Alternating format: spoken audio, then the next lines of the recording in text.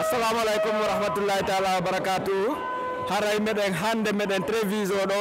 fi hollugol kiltirji amen din haray ko ni awa boggi hawirte Fouta hande o yi'ay ko ngaldini on télévision ko andano ko woni e Fouta Jallo haray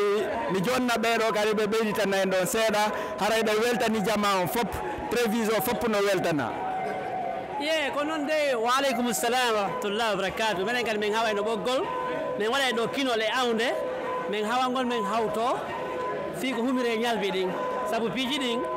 ɗe inni wo ɓerde dogitay kam woowi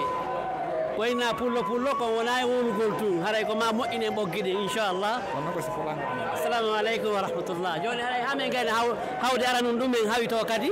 e yiyon kadi ko honno min hawirta ɓoggol ngol ko honno min hawtorta min waɗa kinol ngol min waɗa awde nden haray joniteɓe ko kiltirji mum ɗin ko yaari o hollayɗi haray ko ɗum woni ko an mi yeggitali Fouta bay ko ton men jeya Fouta Jallo ko ton men jeya mi yeggitali Fouta bay ko ton men jeya mi faala heɗitoɗa nana mi yewte mbaɗi pullo hettolallo Fouta on jiiɗa yawede ɗon ko gonga ka dina fof ko pullo heedi yeeso ɗon ko gonga ka pullo hewti o ko saɗi ko tooli ɗon ko gonga respectay hoorema si goɗɗo no respecte mo beesi mantori ka mum ko Fouta mi mantorta ɓay si satti sofi ko ton men hotirta mo windi ke jangowo kawu eto janga ha fira min ɓay tun komi pullo Fouta pulal ngal mi hersira aduna on ko